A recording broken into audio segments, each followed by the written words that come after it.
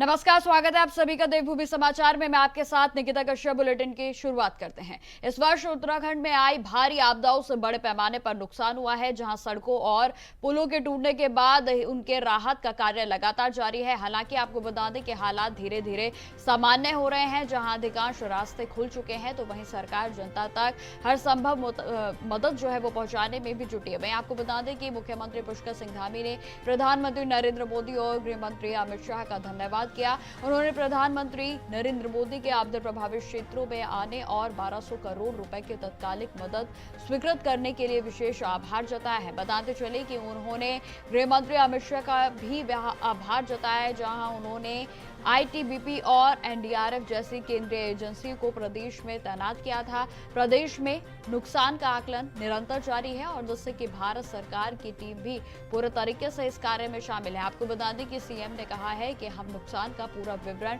केंद्र सरकार के समक्ष रखेंगे और उम्मीद है कि आवश्यक मदद भी मिलेगी।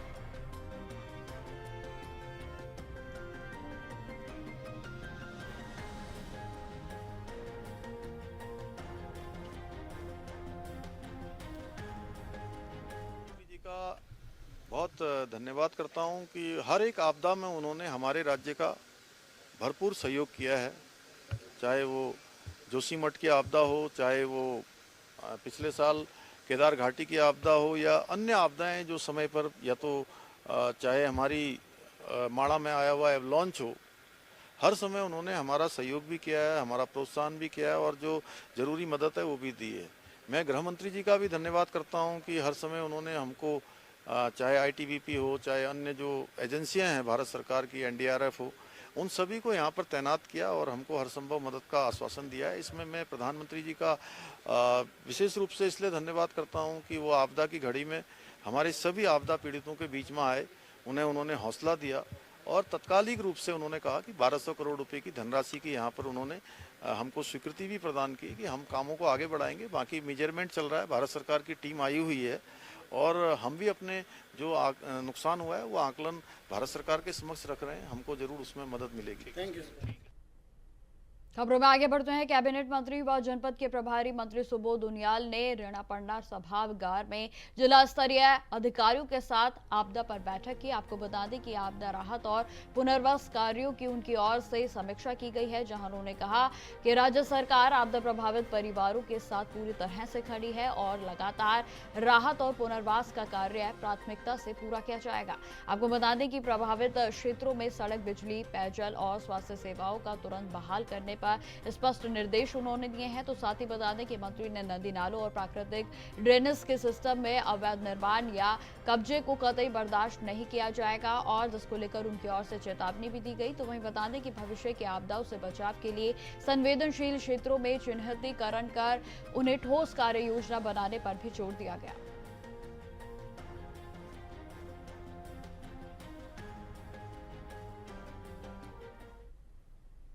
अब खबर रुड़की से है, जहां नारसन में पूर्व कैबिनेट मंत्री करतार सिंह भडाना ने कार्यालय में एक सभा का आयोजन किया। आपको बता दें कि जिसमें राज्यसभा सांसद कल्पना सैनी ने भी हिस्सा लिया।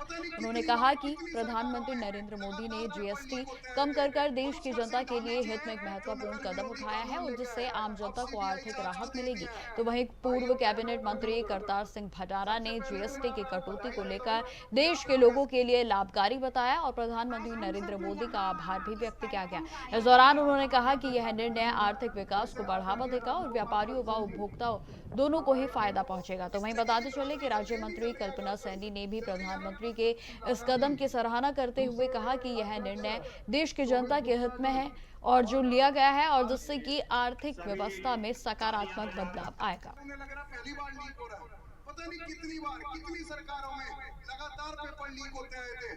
पुष्कर सिंह धामी जी हैं जो अब खबर देहरादून से है, जहां नवरात्रि के 8वां दिन आज है और जहां महाअष्टमी मां महागौरी की विशेष पूजा अर्चना लगातार की जा रही है। आपको बता दें कि महागौरी सौम्यता, शांति और पवित्रता का प्रतीक मानी जाती है। आपको बता दें कि धार्मिक मान्यता है कि उनकी पूजा से तुरंत ही फल की प्राप्ति होती है और जीवन से नकारात्मक ऊर्जा भी दूर हो जाती है। तो वहीं बता दें कि महागौरी भगवान शिव की अर्धांगिनी के रूप में पूजी जाती हैं और जिनकी साधना से व्यक्ति के जीवन में सुख समृद्धि और शांति आती है। तो वहीं बता दें कि इस दिन भक्तों ने व्रत रखा है और जहां भोग उन्हें लगाया गया, तो वहीं आपको बता दें कि विशेष विभिन्न अनुष्ठानों के द्वारा उनकी पूजा अर्चना की जा रही है। देहरादून के मंदिरों और पूजा स्थलों पर श्रद्धालुओं की भारी भीड़ है जो कि मां महागौरी को प्रश्न करने में लगे हैं। तो वहीं आपको बता दें कि भक्त लगातार मंदिरों की ओर बढ़ रहे हैं, जहां भक्तों का विश्वास है कि महाअष्टमी पर की गई पूजा से परिवार में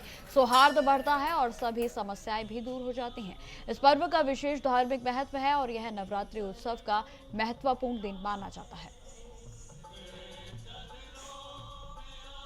तो आपको बता दें कि आज नवरात्रि का 8वां दिन है और जिसको लेकर सुबह से ही भक्तों का मंदिरों में तांता लगना शुरू हो गया। जहां लंबे लंबे कतारें देहरादून में मंदिरों में देखी जा रही हैं, वहीं आपको बता दें कि आज विभिन्न मंदिरों में धार्मिक अनुष्ठानों का आयोजन किया गया है, जहां हर कोई माता गौरी को प्रसन्न करने के लिए मंदिरों में पहुंच रहा है। तो वहीं आपको बता दें कि आज महाअष्टमी का दिन है, जिस दिन नवरात्रों के 8वें दिन पर कन्या का पूजन किया जाता है और जहाँ आज नवरात्रि के कई परिवारों में जो है नवरात्रि संपन्न हो जाते हैं। तो वहीं आपको बता दें कि नवरात्रि के 8वें दिन मां महागौरी की पूजा की जाती है और जिसको लेकर लगातार भक्त मंदिरों की ओर बढ़ रहे हैं। जहां ये सुंदर तस्वीरें आप देख सकते हैं जो हम आपको देहरादून की दिखा रहे हैं, जब विशेषकर देहरादून के मंदिरों में इस समय पूरे तरीके से भक्तों का तांता लगा हुआ है। जहां शाम में संध्या का भी आयोजन कई मंदिरों में किया जा रहा है, जहां मां भगवती के साथ साथ तमाम माताओं के गीतों से मंत्रमुग्ध पूरे तरीके से पर्यावरण हो जाता है और जहां हर कोई माता गौरी को आज प्रश्न करने में लगा है।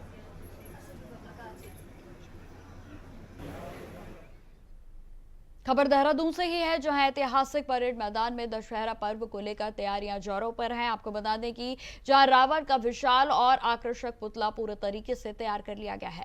इसके साथ ही कुंभकर्ण और मेघनाथ के पुतले को भी बनाया गया, जिन्हें दशहरे के दिन पारंपरिक रूप से आग के हवाले किया जाएगा। तो वहीं बता दें कि हर वर्ष की तरह इस बार भी हजारों की संख्या में शहरवासी दशहरे का उत्सव में हिस्सा बनने के लिए जुटे हैं और जहां पर यह आयोजन न केवल बुराई पर अच्छाई की जीत का प्रतीक होता है, बल्कि सामाजिक और सांस्कृतिक एकता का भी संदेश देता है। वहीं आपको बताते चले कि पुलिस और प्रशासन ने भी कार्यक्रम के सफल आयोजन के लिए सुरक्षा के पुख्ता इंतजाम कर लिए हैं, जहां आयोजन की समिति के द्वारा मंचन और सांस्कृतिक कार्यक्रमों की भी तैयारियां पूरे तरीके से चल रही हैं। तो वहीं बताते चले कि परेड मैदान में एक बार फिर से रोशनी और उल्लास से जगमगाहट पूरे तरीके से तैयार है।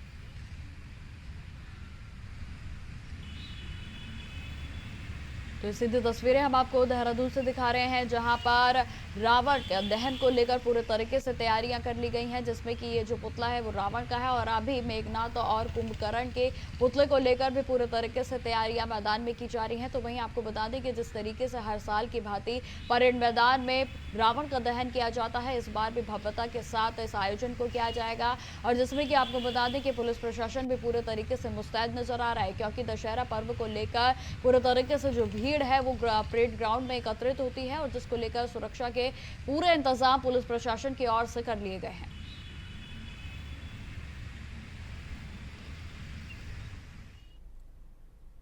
अब खबर देहरादून से ही है, जहां पर जिलाधिकारी सविन बंसल लगातार आपदा प्रभावित क्षेत्रों का निरीक्षण कर रहे हैं। तो वहीं आपको बता दें कि राजधानी देहरादून के दूर दराज गांवों में जाकर प्रभावित परिवारों से भी मिलते हैं और उनकी समस्याओं को भी समझते हैं।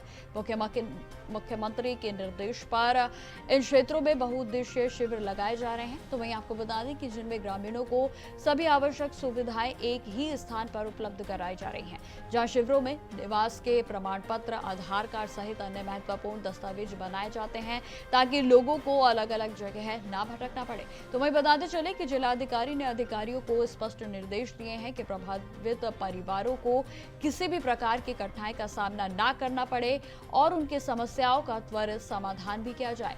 इस पहल से प्रभावित जनता को राहत मिलने के साथ साथ प्रशासन की तत्परता भी झलकती है।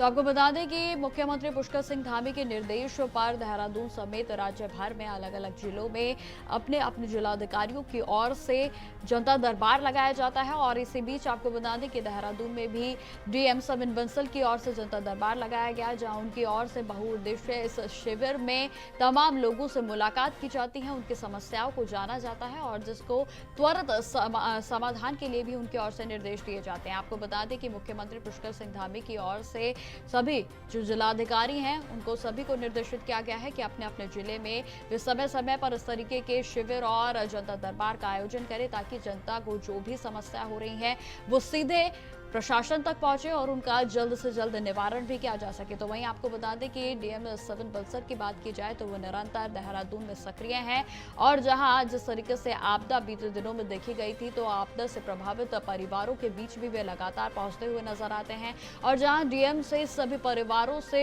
पूरे तरीके से उनकी समस्याओं को सुना जाता है। और साथ ही साथ आपको बता दें कि इन शिविरों के माध्यम से जो प्रमाण पत्र होते हैं, जाति प्रमाण पत्र होते हैं और साथ ही साथ जो अन्य जरूरी दस्तावेज होते हैं उनको भी एक ही छत के भीतर बनाया जाता है, ताकि जनता को ये सुविधाएं एक ही धरातल पर मिल सके और जनता को किसी तरीके की परेशानी ना हो। और इसी बीच देहरादून में उनकी ओर से यह शिविर लगाया गया। सीएम के लगातार दिशा निर्देश प्राप्त होते रहते हैं और ये हमारा प्रायोरिटी पर कार्यक्रम रहता है कि दूर दराज के पर्टिकुलरली हमारा जो लास्ट स्टैंडिंग महिला, बच्चे, बुजुर्ग हैं, जो पर्टिकुलरली मेन स्ट्रीम से थोड़ा दूर निवासरत हैं, हमारे दूर दराज के गाँव, न्याय पंचायतें, जहाँ पर हम जो सिटीज़न सर्विसेज हैं उनकी डिलीवरी डोर स्टेप्स पर भी करने का प्रयास करते हैं, चाहे वो हमारी पेंशन्स, आधार, यूडीआईडी, हमारे विभिन्न सोशल वेलफेयर की स्कीम, सब्सिडीज़ और उनके प्रपत्र हैं वो मौके पर ही भराए जाएं। हमारे जितने भी आय, जाति, स्थायी निवास प्रमाण पत्र, आधार कार्ड और हमारे दिव्यांगजन हैं उनके वहाँ पर जांचें भी होती हैं और प्रमाण पत्र भी मौके पर ही बनते हैं और उनको जो उपकरण चाहिए, चाहे वो हियरिंग एड्स हों, बैसाखी हो, व्हील चेयर्स हों या कैलिपर्स हों, चश्मे हों, वो सब मौके पर ही दिया जाता है। और इसी तरह से बिजली, पानी, सड़क, स्कूल की भी कोई समस्याएं होती हैं तो उनका भी मौके पर ही प्रयास किया जाता है कि वो निवारण हो जाए। तो बहुउद्देशीय शिविर, फील्ड विजिट्स या जनता दर्शन का उद्देश्य यही है कि जनता से संवाद बढ़े और जो ट्रस्ट है पब्लिक पे वो गवर्नेंस का, वो फुलफिल हो जाए। खबरों में आगे बढ़ते हैं। अल्मोड़ा के हल्द्वानी राष्ट्रीय राजमार्ग पर स्थित क्वारब पुल के में दरार आने के बाद सोशल मीडिया पर जो वीडियो है वो जमकर वायरल हो रहा है। आपको बता दें कि केंद्रीय सड़क परिवहन राज्य मंत्री अजय टमटा ने तुरंत मौके पर निरीक्षण किया और जहां क्वारब कि जो डेंजर जोन है उसे पूरे तरीके से घोषित कर दिया गया है। तो वहीं आपको बता दें कि मंत्री ने यह भी बताया कि पहाड़ी लगातार दरक रही है और जिससे मलबे के कारण पुल को नुकसान भी पहुंच रहा है और इसके चलते एनएच की टीम को पुल और आसपास की स्थिति पर लगातार नजर उनकी ओर से रखी जा रही है ताकि किसी भी अप्रिय घटना से बचा जा सके। तो वहीं बता दें कि स्थानीय लोगों और यात्रियों की सुरक्षा को ध्यान में रखते हुए क्वारब से पहले 1.7 किलोमीटर लंबा बाईपास मार्ग तैयार किया जा रहा है, जिसकी अनुमति लागत जो बताई जा रही है वो लगभग 10 करोड़ रुपए है। तो वहीं आपको बता दें कि यह जो बाईपास है वो मार्ग निर्माण कार्य तेजी से चल रहा है ताकि यातायात सुचारू रूप से चल सके। तो वहीं पुल की मरम्मत तक लोगों को कोई भी समस्या ना हो।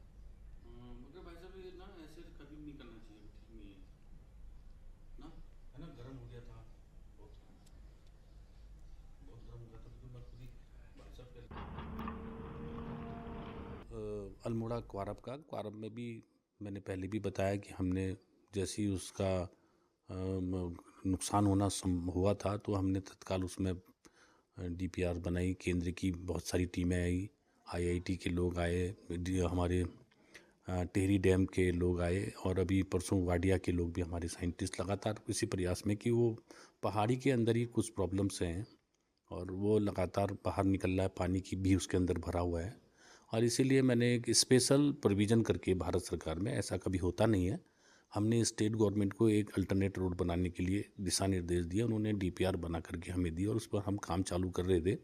किन्हीं कारणों से हम समय से काम चालू नहीं कर पाए, उस कारण से हम 4 महीना बैक हो गए। नहीं तो हमारा अभी अल्टरनेट रोड चल रहा होता और जो वर्तमान में रोड हो रहा होता उसको हम बंद कर देते। और उसमें जब तक वो पहाड़ी से जितना मलबा गिरने वाला था, जो प्राकृतिक रूप से गिर रहा था, उसको गिरने ही देते। और उसके बाद जो भी टेक्निकल एडवाइस के माध्यम से हमारे साइंटिस्ट विशेषज्ञ बोलते, तो उस अनुसार उसका ट्रीटमेंट होता स्लो प्रोडक्शन का। वर्तमान में भी बहुत सारी चीज़ें हमारे सोशल मीडिया के माध्यम से हम तक जो भी पहुंच रहा है, हमारे NH के डिपार्टमेंट उसको तुरंत मॉनिटरिंग कर रहे हैं। और चाहे वो पुल की समस्या हो, चाहे पहाड़ी की समस्या हो, उस पर निगरानी हमारी विभाग की और हमारे टेक्निकल टीम्स की है। और चूँकि वो पुल क्या किसी में भी वो प्रॉब्लम क्रिएट कर सकता है, क्योंकि पूरा पहाड़ ही आगे को बढ़ता है ऐसा प्रेशर से, तो वो सभी लोग जानते हैं। मगर उसका हम राजनीतिकरण ना करें, हम सब मिलजुल करके उसका हल निकालें और कोई ऐसी दुर्घटना भगवान की दया से ना हो और ना हुई, ये ईश्वर की बड़ी कृपा है। खबरों में आगे बढ़ते हैं। अब खबर रुड़की से है, जहां लंडोरा क्षेत्र में जहरीले धुएं और स्वास्थ्य पर पड़ रहे दुष्प्रभाव को देखते हुए प्रशासन पूरे तरीके से सख्त हो गया है। बताते चले कि खानसार विभाग, खाद्य सुरक्षा विभाग और प्रदूषण नियंत्रण बोर्ड की संयुक्त टीम ने कई कोल्हू में छापेमारी कर भारी अनियमितताएं जो है वो पाई गई। तो वहीं आपको बता दें कि कई कोल्हुओं को अग्रिम आदेश तक सील कर दिया गया है और जहां तहकीकात में भट्टियों में प्लास्टिक और रबर जलाने जैसी खतरनाक गतिविधियां मिली हैं। बताते चले कि जिससे वायु प्रदूषण लगातार बढ़ रहा है और स्थानीय लोगों के स्वास्थ्य पर भी लगातार खतरा मंडरा रहा है। तो वहीं बता दें कि कोल्हू बिना अनुमति और समाप्त लाइसेंस से भी संचालित हो रहे थे, जहां खाद्य सुरक्षा अधिकारियों ने कहा कि त्योहारी सीजन में मिलावट और स्वास्थ्य से खिलवाड़ बर्दाश्त नहीं किया जाएगा। तो वहीं यह भी बता दें कि कोल्हू संचालकों ने इस कार्रवाई को लेकर जहां हड़कंप मच गया है, तो एक कोल्हू स्वामी ने प्रशासन पर राजनीतिक दबाव में कार्रवाई का आरोप लगाया।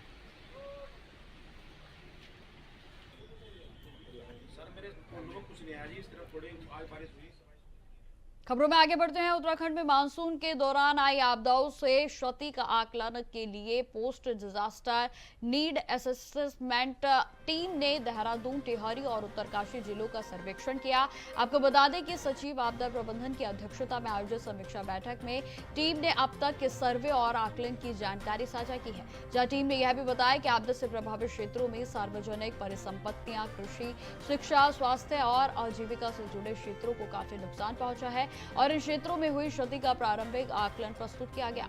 समीक्षा बैठक में राज्य स्तर पर आपदा के प्रभाव को समझने और पुनः निर्माण के लिए जरूरी संसाधनों की आवश्यकता पर भी चर्चा की गई।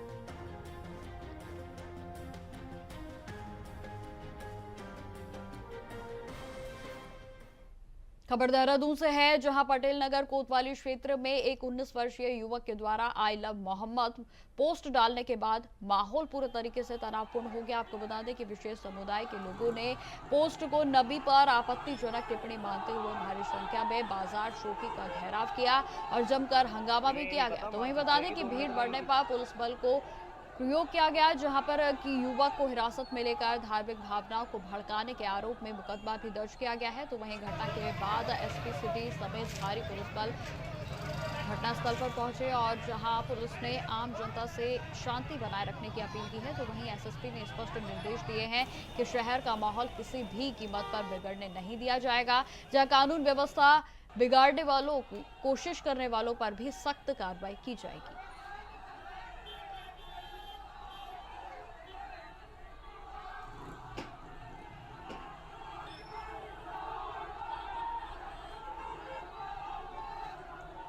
पता मार जीत जाएगी 2 मिनट में इनकी।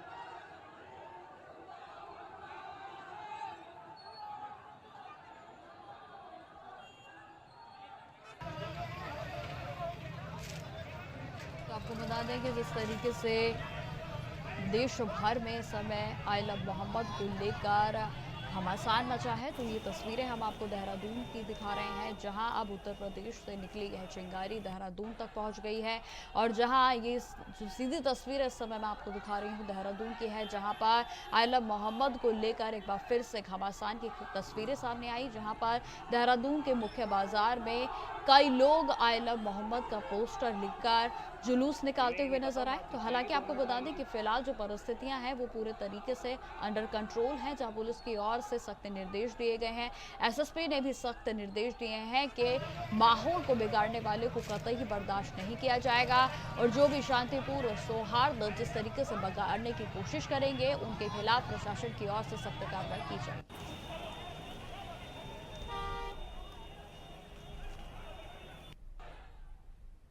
अब खबर रुद्रप्रयाग से है, जहां नरकोटा के पास देर रात बद्रीनाथ हाईवे पर एक तेज रफ्तार वाहन अनियंत्रित होकर लगभग 50 मीटर गहरी खाई में जा गिरा।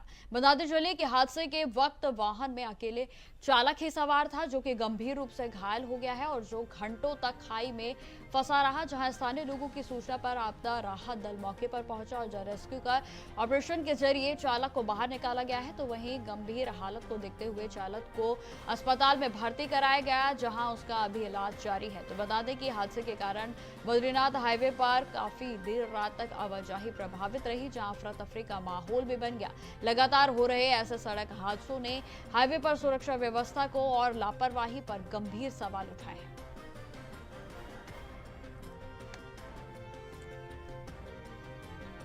तो आपको बता दें कि ये सीधी तस्वीरें हम आपको हरिद्वार की दिखा रहे हैं, जहां ज्वालापुर में एक सड़क हादसा बीती रात हो गया, जहां पर हादसा इतना गंभीर था कि जिसमें गाड़ी चालक जो है वो 50 फीट की गहरी खाई में जा गिरा और जिसमें कि आपको बता दें कि जो चालक है वो गंभीर रूप से घायल हो गया है। गनीमत यह रही कि इसमें किसी जान की हानि नहीं हुई है, लेकिन जिस तरीके से रफ्तार का कहर लगातार सड़कों पर देखने को मिलता है, उसी की ये तस्वीरें हैं जिसमें रफ्तार का कहर चालक का जो है वो देखने को मिला और जिसमें कि चालक गंभीर रूप से घायल हो गया है। आपको बता दें कि यह जो हादसा है वो ज्वालापुर के हाईवे पर हुआ, जहां बीती रात की यह घटना बताई जा रही है और जिसमें जब यह चालक खाई में जा गिरा उसके बाद स्थानीय लोगों की सूचना पर बचाव दल मौके पर पहुंचा और जहां जैसे तैसे कड़ी मशक्कत के बाद जो प्रशासन था और साथ ही साथ जो राहत बचाव दल था उनके द्वारा युवक को बाहर निकाला गया और जिसके बाद उसके हालातों को देखते हुए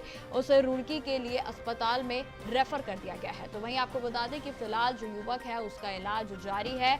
तो वहीं इस तरीके के जब तस्वीरें सामने आती हैं तो ये हाईवे पर सुरक्षा पर भी सवाल उठाती हैं और वहीं दूसरी ओर जिस तरीके से लगातार रफ्तार का कहर देखने को मिलता है, जो कि अपने आप में रफ्तार का कहर हर किसी के लिए जान माल की हानि लेकर आता है और ये जो तस्वीरें हैं वो इस बात को बयां करती हैं कि रफ्तार का कहर किस तरीके से जान को जोखिम में डाल सकता है। हालांकि आपको बता दें कि जो घायल युवक है उसके हालात बेहद गंभीर बने हुए हैं। पुलिस प्रशासन की ओर से तत्परता दिखाते हुए उस रात को यानी कि देर रात को ही युवक को इलाज के लिए अस्पताल में भर्ती करा दिया गया था और जिसके बाद उसका इलाज अभी जारी है।